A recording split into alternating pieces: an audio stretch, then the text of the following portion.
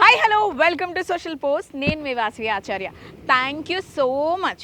Videos చాలా బాగా encourage చేస్తున్నారు.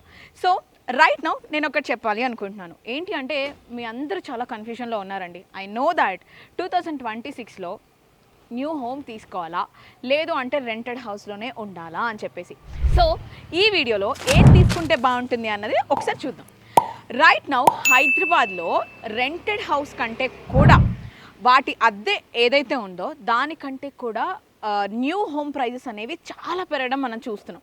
రైట్, ఒకవేళ మీ జీతంలో 50% కంటే ఎక్కువ కూడా సంపాదిస్తున్నదంతా ఈఎంఐకే పోతుంది అని అంటే కొత్త ఇల్లు కొనడానికి కొంచెం ఆలోచించాలి మీరు. సో కొంతమంది ఎట్లా అంటే వాళ్ళ జాబ్ని బట్టి ట్రాన్స్ఫర్స్ అవుతూ ఉంటారు.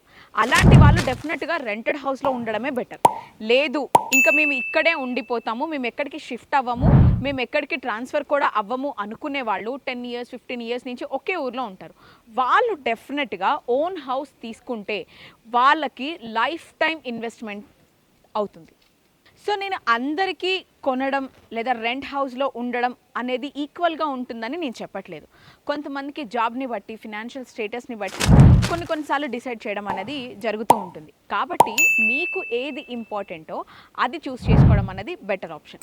సో మీకు ఈ వీడియో ఎలా అనిపించిందో డెఫినెట్గా నాకు కామెంట్ సెక్షన్లో కామెంట్ చేయండి. ఇలాంటి రియల్ ఎస్టేట్ ఇన్సైట్స్ కోసం డెఫినెట్గా ఏం చేయాలో తెలుసుగా సోషల్ పోస్ట్ రియల్ ఎస్టేట్ ఛానల్ని ఫాలో చేయడం మిస్ అవ్వద్దు. సో ఫాలో చేసేయండి అమ్మా.